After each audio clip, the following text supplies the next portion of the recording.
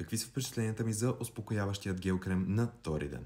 Първото нещо, което ми направи впечатление, още като отворих кутийката на крема, е това, че има включен ето такава лъжичка, която прави нанасянето на крема изключително лесно.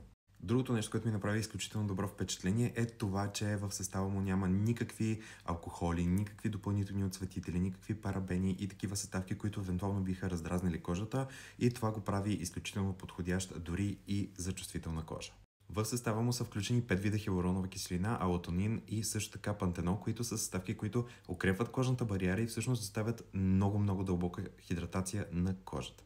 За да не седи тежък върху кожата, ето по този начин го използвам аз. Искам да подчертая, че винаги използвам ето тази лъжичка, защото прави употребата много лесно. И между другото, от крема ви трябва много малко количество, тъй като кремът се разнася изключително лесно и съвсем малко стига буквално за цялото лице. Аз ще използвам само толкова, защото ето върху тази част на лицето ще ви покажа. За да разнеса този продукт, ще използвам устройство на Medicube HR Booster Pro и ето по този начин с леки кръгови движения го вкарвам дълбоко в кожата. 33 секунди по-късно успях да го разнеса ето до тук. Както виждате, кожата е добре хидратирана и аз по този начин също я усещам. Не лепне, не мазне допълнително и за сега му давам 10 от 10.